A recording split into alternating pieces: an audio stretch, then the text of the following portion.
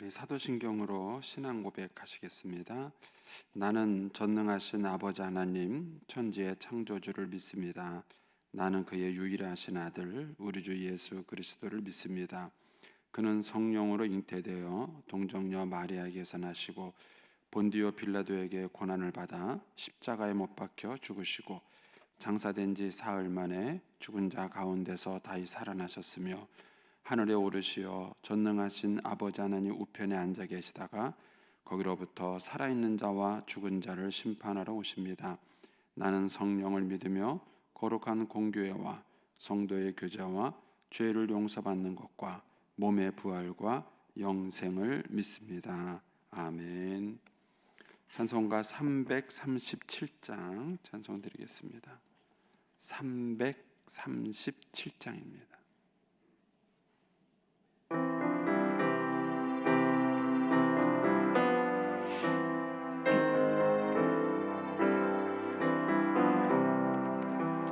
내 모든 시험 무거운 짐을 주 예수 앞에 아뢰이면 근심에 쌓인 날 돌아보사 내 근심 모두 맡으시네.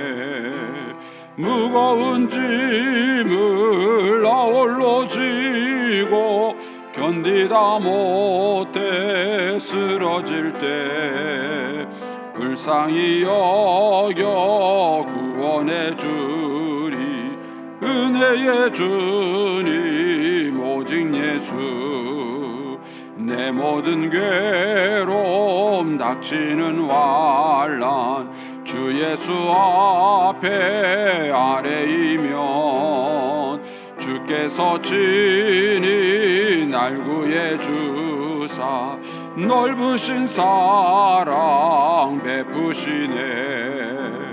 무거운 짐을 나 홀로 지고 견디다 못해 쓰러질 때 불쌍히 여겨 구원해 주리 은혜의 주님 오직 예수.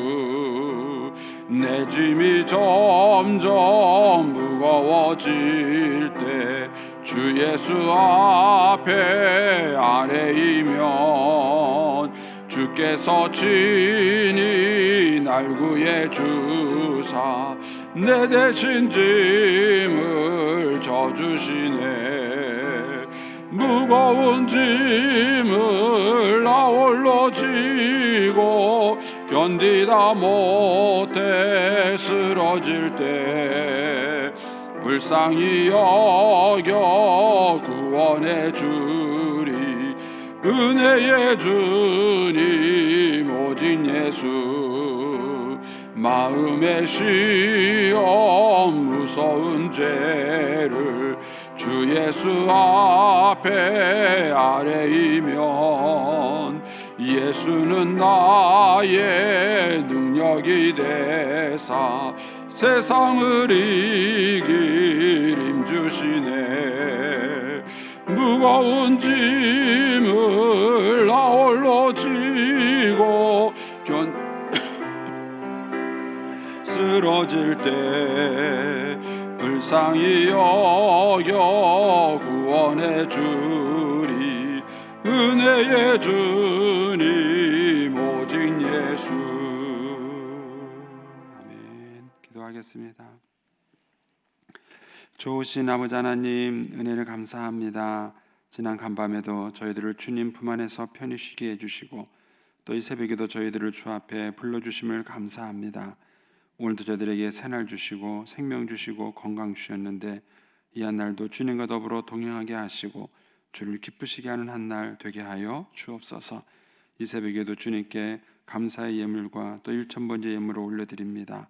믿음과 순종과 감사로 드리는 예물을 주님께서 기뻐 받으시고 약속하신 하늘의 복과 땅의 복으로 충만하게 채워 주옵소서.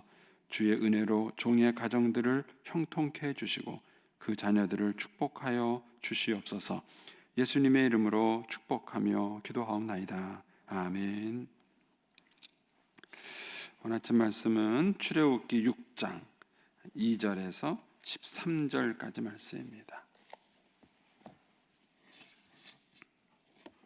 출애굽기 6장 2절에서 13절까지 말씀입니다.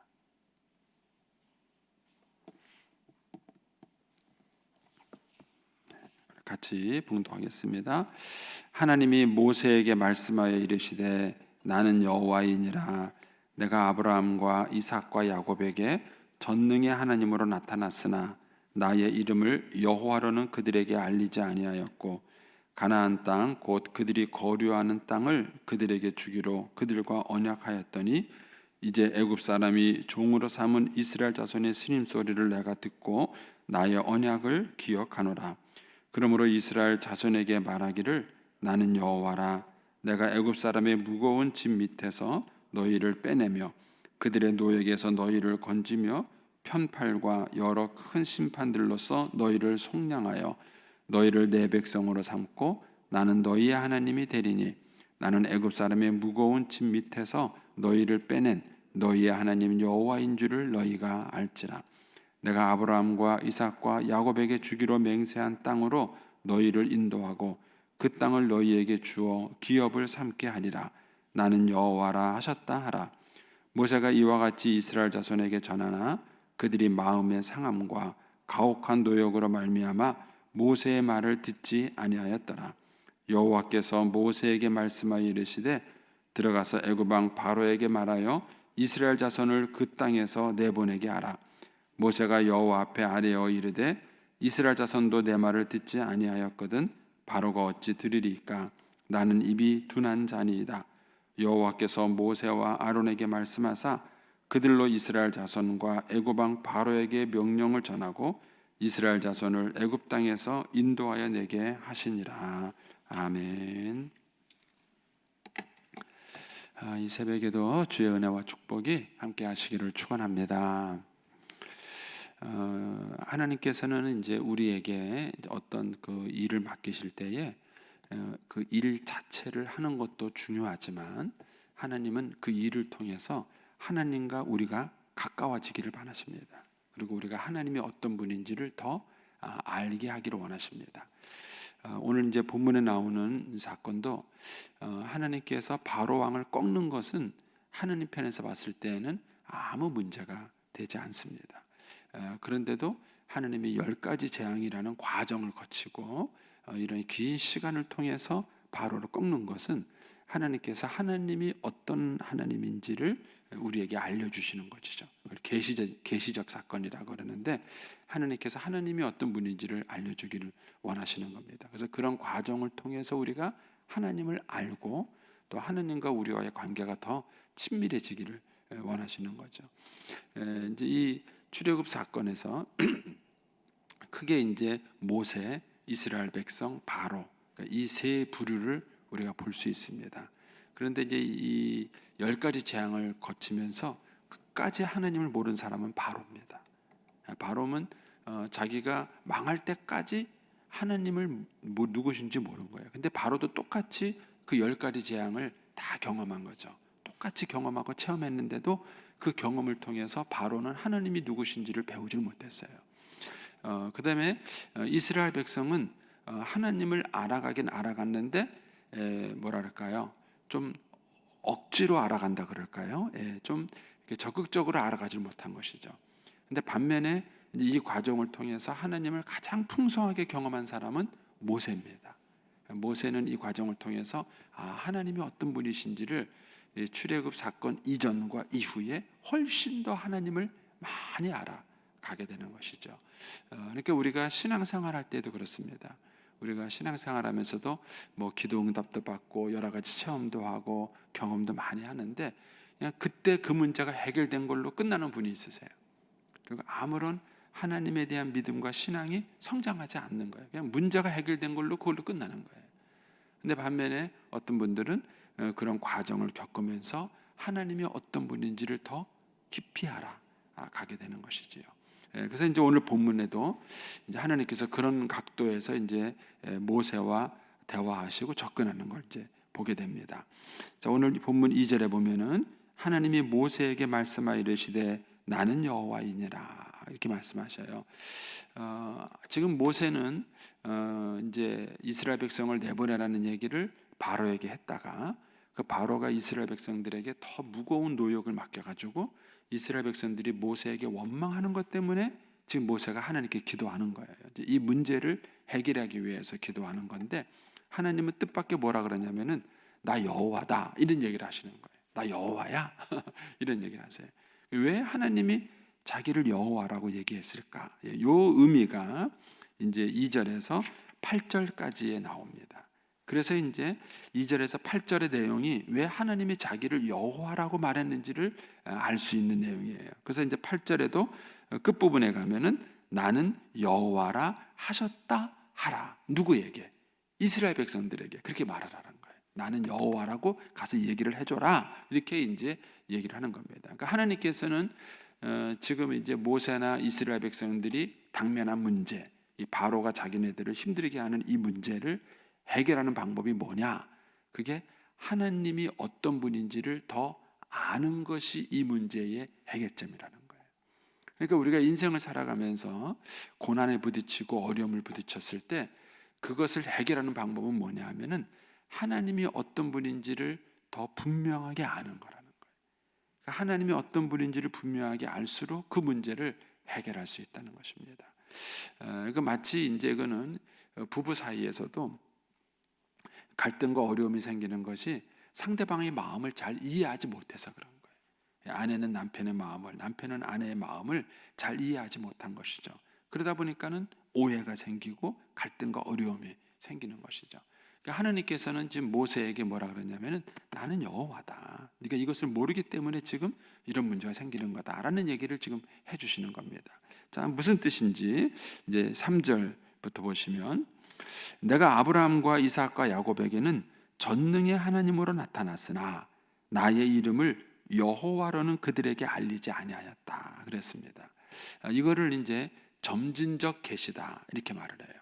그러니까 하나님께서 자기에 대해서 한꺼번에 다 얘기하시는 것이 아니라 점진적으로 단계적으로 하나님이 어떤 분인지를 우리에게 알려주시는 거예요. 그러니까는 저와 여러분은 아브라함이 알았던 하나님보다 훨씬 더 많은 하나님을 우리는 알고 사는 거예요. 사실은. 그런 면에서 봤을 때 아브라함은 정말 대단한 믿음이에요. 우리가 아는 만큼 아브라함은 하나님을 몰랐던 거죠. 근데도 아브라함은 하나님을 믿고 신뢰하고 나간 거예요. 그러니까 하나님께서 아브라함에게는 전능한 하나님이다라고 얘기를 하셨어요. 그러니까 창세기 17장에 가면은 하나님께서 아브라함에게 이제 후손을 약속해 주시면서 나는 전능한 하나님이다. 내가 능치 못할 일이 있겠느냐 이렇게 말씀하시면서 하나님이 자기를 전능의 하나님으로는 알려주셨어요.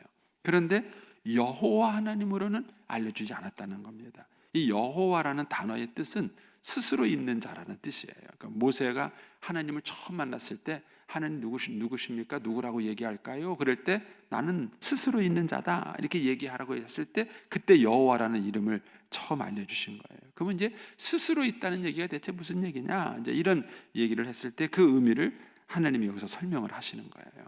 뭐라 그러냐면은 이제 4절에 가서 이제 얘기를 하십니다. 가나안 땅 곧 그들이 거류하는 땅을 그들에게 주기로 그들과 언약하였더니 하나님이 약속하셨어요. 누구에게요? 아브라함과 이삭과 야곱에게 약속하셨죠. 내가 이 가나안 땅을 너희에게 주겠다 하고 그들과 언약을 하셨어요. 그리고 하나님께서 이제는 그 언약을 지키시려고 하는 거예요. 그래서 거기 보면 8절에 가셔서 이렇게 말합니다. 내가 아브라함과 이삭과 야곱에게 주기로 맹세한 땅으로 너희를 인도하고 그 땅을 너희에게 주어 기업을 삼게 하리라. 아브라함과 이삭과 야곱에게 약속을 했고 이제 그 약속은 뭐예요? 지킨다는 거예요. 그 약속을 지켜서 내가 이 땅을 너희에게 주겠다. 바로 나는 여호와다. 이렇게 얘기를 하시는 거예요. 그래서 이 여호와라는 하나님의 의미에서 주님께서 지금 이 본문에서 강조하는 것은 언약을 지키시는 하나님이다. 내가 너희들에게 약속한 것을 반드시 지켜준다. 이런 거예요. 여러분들은 하나님이 약속을 지키시는 분이라고 확실하게 믿으세요? 예? 그러면 하나님의 약속이라는 관점에서 우리의 모든 문제를 봐야 돼요. 하나님이 나에게 이렇게 약속해 주셨는데 지금 내 현실이 그 약속과는 뭔가 다르게 가는 것처럼 내가 보이고 느낄 때가 있어요. 근데 그럴 때라도 하나님은 언약의 하나님, 약속을 지키시는 분이시다. 이것을 다시 기억하고 그런 관점에서 그 삶과 사건을 바라보면은 전혀 다른 의미로 우리에게 다가온다는 거예요. 하나님이 지금 모세에게 그 얘기를 하십니다. 그러면서 다시 이제 4절로 오셔가지고요. 가나안 땅 곧 그들이 거류하는 땅을 그들에게 주기로 그들과 언약하였더니 이제 애굽 사람의 종으로 삼은 이스라엘 자손의 신음소리를 내가 듣고 나의 언약을 기억하노라. 여기 보면은 신음소리를 듣고 언약을 기억한다 이 얘기를 하죠. 그러니까 이스라엘 백성들은 이걸 몰랐기 때문에 그런 거예요. 그러니까 우리가 고난당할 때 항상 당하는 함정이 뭐냐면요, 이 고난은 나밖에 모른다는 거예요. 나밖에 아무도 내 마음을 모른다는 거예요. 이게 우리로 하여금 고난을 어렵게 만드는 거예요. 그러니까 하나님은 나한테 관심이 없다고 생각하는 거예요. 모세도 순간 그런 오해에 빠진 거예요. 그래서 하나님 왜 나를 보내셨습니까? 왜 나를 보내가지고 왜 이 곤욕을 치르게 하십니까? 이 얘기를 했을 때 모세는 자기가 당하고 있는 이 고난을 모세 자기만 당하는 걸로, 이스라엘 백성들은 자기만 당하는 걸로 착각하는 거예요. 근데 하나님은 아니다. 그 신음소리를 내가 다 들었고 나도 다 알고 있다는 거예요. 다 알고 있다. 그것도 알고 있고 뭐도 알고 있어요? 언약도 알고 있어요. 내가 너희들에게 약속한 거, 그 땅 주기로 한 거, 그것도 내가 다 기억하고 있다. 하나님은 이 부분에 대해서 변함이 없는 거예요. 그런데 우리는 인생을 살아가다가 어려움을 겪거나 환난을 당하거나 이러면은요, 자기 감정으로 생각을 하는 거예요. 하나님은 내 마음을 몰라. 하나님은 날 버리셨어. 하나님은 내 생각에 대해서 나를 무관심하셔. 이런 마음이 자꾸 드는 거예요. 근데 그것이 이제 우리에게 그 고난 속에서 우리의 신앙과 삶을 흔들리게 만드는 겁니다. 제가 이제 아내 얘기를 또 여러 번 하지만 어머님을 모시면서 느꼈던 갈등 중에 하나가 그거였던 거죠. 아내가 내 마음만큼 어머님께 안 해준다. 이 생각이에요. 그러니까는 뭔가 내 생각과 아내의 생각이 달랐을 때 아내한테 섭섭한 거예요. 왜 저렇게 해? 섭섭한 거예요. 그리고 이제 그게 쌓이고 쌓였다가 어느 날 탁 폭발한 거죠. 폭발해가지고 당신 엄마나 그렇게 할 거냐? 이렇게 얘기를 했을 때 아내가 받은 상처는 뭐냐면은 그거예요. 남편이 나를 믿지 않았네. 나는 정말 최선을 다해서 어머님을 섬기고 이렇게 했는데 남편이 나를 이렇게 생각하지 않았나? 이제 아내는 그런 거예요. 그래서 제가 이제 그런 과정을 지나면서 깨닫게 된 게 그거예요. 아내도 나보다 더 어머님을 사랑하고 그리고 어머님을 대하고 있구나 하는 것을 제가 알게 된 거예요. 그거를 알게 되고 나니까 다른 잘잘한 문제들이 해결이 되는 거예요. 사실 이제 부모님을 모시고 있을 때에 가장 큰 갈등 중에 하나가 뭐냐면은 모시고 있는 자녀와 모시지 않는 자녀 사이의 갈등이에요. 이제 모시고 있는 자녀는 정말 최선을 다해서 모시는데 모시지 않는 자녀들이 와서 봤을 때는 모두 부족하고 그렇게 보이는 거예요. 그러니까 이제 와서 한 번 보고는 뭐라 그래요? 똑바로 하라고. 형님 뭐 모시려면. 그러면 이제 형님을 너도 네가 모셔봐. 네가 한번 해봐. 이렇게 나가는 거예요. 이런 형제 사이에도 갈등이 생기는 이유가 뭐냐면은 상대방을 모르는 거예요. 믿지 못하는 것이죠. 저도 이제 저희 어머님 모실 때에 이제 어머님이 거짓말을 하신다는 걸 저는 모시고 알았어요. 근데 저한테 하는 말이 다르고 누나한테 하는 말이 달라요. 이거를 이제 모시면서 이제 제가 누나하고 이렇게 평상시에 친하고 대화를 많이 하지 않았으면은 몰랐던 거죠. 또 누나도 저를 믿었던 거예요. 그러니까는 만약에 이제 어머님한테 이런 말을 듣고 만약에 저를 안 믿었으면은 어머님은 그렇게 말하지 않던데 이렇게 말 안 했을 거예요. 말 안 하고 의심의 눈초리로 계속 요놈 봐라. 여기에 거짓말하는 거 아닌가 이렇게 의심의 눈초리로 봤을 거예요. 근데 저하고 이제 어머님 사이에 갈등이 생겼을 때 제가 이제 저희 누님하고 의논을 해요. 이렇다 다 얘기하면은 참 고마운 건 뭐냐면은 누님이 저를 믿어줬어요. 제 입장을 믿어주고 저를 믿어주고 그러냐. 그래서 이제 어머님은 또 이렇게 얘기하던데 그러면 또 이제 누나랑 의논하면서 이걸 어떻게 할까? 어떤 것들은 그래서 일부러 속아줘요. 누나하고 짜고 속아줘요. 어머님이 막 이렇게 하는구나 아는데 그걸 굳이 뭐 이렇게 어머님하고 뭐 다투고 해서 될 문제가 아닌 거예요. 그러니까는 어머님 마음이 불편하시구나, 어머님이 그렇게 생각하시는구나, 이렇게 생각하는 거죠. 하고 그냥 있는 얘기를 서로 주거니 받거니 그러면서 이제 저도 그렇고 누나도 그렇고 이제 어머님을 알아가는 거예요. 어머님이 이런 생각을 하고 계시구나, 이런 마음을 갖고 계시구나, 이러면서 이제 어떤 것들은 모른 척하고 속아줍니다. 어머님한테 속아주고. 그래서 저희가 이제 어머님을 모시면서도 큰 갈등이 없었던 것 중에 하나가 뭐냐면은 누나가 저를 믿어줬다는 거예요. 믿어주고 또 저희 아내를 믿었어요. 그래서 이제 저희 아내에 대해서 소위 말하는 신우짓을 안 한 거예요. 그러니까 이제 우리 누나가 불편한 건 또 얘기해요. 우리 아내한테 야 이렇게 하면 좋지 않냐 하고 이제 얘기를 해요. 그러면 또 우리 아내가 또 얘기를 해요. 형님 사실은 그 이렇게 그 얘기를 해요. 또 그럼 이제 그 얘기를 믿어주는 거예요. 그러면서 서로 이제 의논을 해가지고 야 그러면 이렇게 하는 게 어떻겠냐 얘기 되는 거예요. 그러니까 이런 상황에서 믿음이 있느냐 없느냐가 되게 중요한 거예요. 지금 이제 모세나 이스라엘 백성들이 지금 실수하고 있는 게 뭐냐면은 하나님은 우리 마음 모른다는 거예요. 근데 우리가 지금 이 바로한테 이 노역을 겪고 막 이런 거를 하나님은 내 고통을 모른다, 내 마음을 모른다, 이 생각을 하는 거예요. 그러니까는 불평이 나오고 원망이 나오는 거예요. 근데 여기에 대해서 하나님이 지금 얘기하는 거예요. 나 여호와야, 나 여호와야. 너희 조상 아브라함과 이삭과 야곱에게 내가 언약했고 나 그 언약 지금도 기억해. 그리고 내가 그거 꼭 지킬 거야. 너희들 가나안 땅으로 인도할 거야. 너희들 지금 고통당하는 거, 신음소리 내는 거, 그거 내가 다 알고 있어. 지금 그 얘기를 하는 거예요. 근데 이스라엘 백성들은 여기에 대한 믿음이 적었던 것이죠. 그래서 이제 6절에 이렇게 말하는 것이죠. 그러므로가 뭐예요? 4절 5절 얘기를 한 거죠. 그러므로 이스라엘 자손에게 말하기를 나는 여호와라. 나는 여호와라고 해서 얘기를 해주라는 거예요. 그러면서 이렇게 말합니다. 내가 애굽 사람의 무거운 짐 밑에서 너희를 빼내며 그들을 노역에서 너희를 건지며 편팔과 여러 큰 심판들로 너희를 속량하여 너희를 내 백성으로 삼고 나는 너희의 하나님이 될 것이다. 나는 애굽의 사람의 무거운 짐 밑에서 너희를 빼낸 하나님 여호와인 줄을 너희가 알게 될 것이다. 알지니라. 이렇게 얘기를 하는 거예요. 그러니까 사실 하나님은 6절 7절 마음을 갖고 있는 거예요. 다 그들의 어려움도 알고 고생하는 것도 알고 거기서 그들을 빼내가지고 그래서 하나님께서 그들을 약속의 땅으로 인도할 마음을 다 갖고 있는 거예요. 난 너희의 하나님이고 너희는 내 백성이야. 이 얘기를 하는 거예요. 근데 우리는 이 마음을 못 갖고 있는 것이죠. 그래서 저와 여러분의 신앙이 성숙하면 성숙할수록 하나님을 더 알아가요. 그리고 하나님을 더 알아갈수록 그 하나님에 대한 믿음과 신뢰가 생기는 거예요. 하나님이 아시는구나.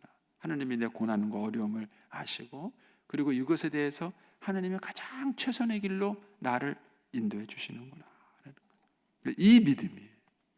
저도 이제 농촌교회에서 목회할 때 하나님이 처음에 나무라 그랬을 때 제 생각과 달랐잖아요.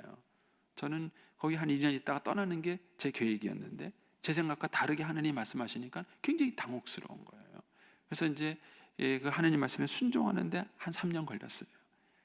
고민하고 갈등하고 막 엎치락뒤치락하고 막 그런 마음으로 있었어요. 근데 지금 와서 제가 돌아보면은요, 제가 뭐랄까요, 좀 아쉬워요. 더 있을 걸. 그런 마음이 있는 거예요. 하나님이 그래서 나를 그 시골 교회에 그렇게 오래 두셨구나. 그래서 나를 거기 있게 하셨구나. 지금은 제가 이해가 돼요. 지금은 제가 하나님 마음이 그때보다 훨씬 더 이해가 되는 거예요. 그래서 아마 지금 깨달은 걸 그때 알았다면은 하나님이 남으라고 했을 때 네. 하나님 걱정하지 마세요. 이렇게 기쁜 마음으로 남아가지고 훨씬 더 이렇게 하지 않았을까 하는 거죠. 하나님을 제가 지금은 그때보다 더 많이 알고 하나님의 마음을 훨씬 더 많이 아는 것이죠. 그러니까 이런 면에서 우리가 고난을 당했을 때, 어려움을 겪었을 때 그 문제를 해결하는 키는 뭐냐? 하나님을 알아가는 거예요. 의외로 하나님을 알아가는 거예요. 그래서 그 하나님을 알고 또 내가 더 깊이 하나님 마음을 알수록 어떤 면에서 우리 앞에 당하는 고난과 어려움이 아무것도 아니에요. 어떤 면에서 그건 고난이 아닐 수도 있는 것이죠. 그러니까 하나님은 지금 이스라엘 백성들에게 그 얘기를 하십니다. 자, 그런데 이 얘기를 듣고 모세는 해결이 됐어요. 해결이 됐거든요. 그런데 9절에 가시면 모세가 이와 같이가 뭐죠? 그 2절에서 8절까지의 하나님께 들은 내용이죠. 이것을 가지고 모세가 이와 같이 이스라엘 자손에게 전했어요. 왜냐하면 이제 모세 자기는 이 응답을 받았을 때 해결이 된 거예요. 아, 그렇구나. 하나님 마음의 짐이 해결되고, 그래서 가서 전달을 했는데, 이스라엘 자손에게 전하나 그러나 그런 거죠. 그들이 마음의 상함과 가혹한 노역으로 말미암아 모세의 말을 듣지 아니하였더라. 이게 그예요. 우리가 어떤 얘기를 할 때 인간은 이성이 먼저일 것 같으세요? 감정이 먼저일 것 같으세요? 여러분, 이성이 감정을 끌어갈 것 같은데 감정이 이성이 끌어갈 때가 훨씬 더 많아요. 만약에 제가 A라는 사람에 대해서 좋은 마음을 갖고 있잖아요. 그러면 내 모든 이성을 동원해서 이 사람에 대해서 자꾸 좋은 얘기를 하려고 그러고요, 좋다는 말을 자꾸 하려고 그래요. 반면에 제가 그 사람에 대한 나쁜 감정을 갖고 있잖아요. 그러면은 내 모든 이성을 동원해서 이 사람에 대해서 흠을 찾고 나쁜 걸 찾고 막 그러려고. 그게 인간의 감정이에요. 그러니까 이 마음이 상하니까 하나님 말이 안 들리는 거예요. 여기에 하나님과 그 사람 사이에 서 있는 저희 말하는 이제 전도자인 우리가 할 일이 있어요. 우리가 할 일이 있습니다. 그리고 우리가 자녀들한테도요, 뭘 가르칠 때 어머님들이나 아버님들이 많이 실수하는 게 뭐냐면은 자녀의 감정을 보지 못해요. 그리고 옳은 말만 자꾸 해요. 근데 애는 이미 마음이 상했어요. 마음이 상한 상태에서 옳은 얘기를 아무리 해줘도 안 들어와요. 귀에 그게 안 들어와요. 이미 마음이 상했기 때문에. 그래서 옳은 말을 하기 전에 마음을 먼저 만져줘야 돼요. 그 마음을, 상한 마음을 먼저 만져줘야 돼요. 그래서 이제 기독교 내에 내적 치유라는 프로그램이 있어요. 근데 그는 마음을 만져주고 상한 감정을 치유하는 이제 그런 건데, 이게 중요한 이유가 그런 거예요. 이 상한 마음이 먼저 씻겨야 그 다음에 얘기가 들려요. 이스라엘 백성들은 지금 마음도 상하고 그 다음에 자기들이 겪고 있는 이 노동의 무게가 너무 무거우니까 이 모세를 통해서 들려준 하나님 말씀이 귀에 안 들어오는 거예요. 믿지 못하는 거예요. 말을 전달해도 믿지 못하는 것입니다. 이런 면에서 여러분들이 마음을 헤아리는 법을 배우셔야 돼요. 부부 사이도 마찬가지예요. 부부 사이도 막 내가 할 말만 막 한다 그래서 상대방이 다 듣는 거 아니에요. 마음이 상하면 상한 마음을 먼저 만져주고 그 마음의 상한 감정이 해결이 돼야 그 다음에 이 전달이 되는 거죠. 이제 모세가 이렇게 전달했는데 이스라엘 백성들은 듣지 않습니다. 그러니까는요, 이제 여호와께서 모세에게 그런 뭐라 그러냐면은, 야, 네가 직접 바로한테 가서 얘기해 하고 얘기를 하는 거예요. 그러니까 이제 모세가 이제 12절에 이렇게 말해요. 모세가, 하나님, 이스라엘 백성도 듣지 않는데 내가 가라면 또 듣겠습니까? 그러니까 하나님이 이제 동역자 모세와 아론에게 또 얘기해 주세요. 그래서 여호와께서 모세와 아론에게 말씀하사 그들로 이스라엘 자손과 애굽 왕 바로에게 명령을 전하게 하라. 이기 때 보면은 이 동역자라는 게 이래서 중요한 거예요. 모세 혼자 할 수 없는 거를 하나님이 아론을 통해서 같이 해라. 모세와 아론 너희가 같이 가서 해라 하는 거예요. 그래서 이걸 보면 하나님께서 끝까지 인내하시면서 우리를 인도하시는 모습을 볼 수 있고, 우리가 어떤 사역의 원리 같은 것도 여기서 많이 깨닫습니다. 모세가 혼자는 용기가 나지 않고 낙심했던 것들이 아론이 함께 하니까 용기도 낼 수 있고 또 할 수 있는 것이죠. 그래서 모세에게는 아론이라는 이 좋은 동역자가 이 출애굽의 과정에서 역사했던 것들을 보게 되는 것입니다. 자, 이런 내용들을 한번 오늘 말씀을 가지고 다시 한번 잘 묵상을 해보시고, 하나님이 나에게 주시는 말씀이 어떤 말씀인가? 본문 말씀을 여러분들이 다 아실 필요는 없고, 오늘 하나님이 나에게 주시는 말씀이 어떤 말씀인가 한번 잘 묵상을 한번 해보시고 또 적용을 한번 해보시기 바랍니다. 기도하겠습니다. 오늘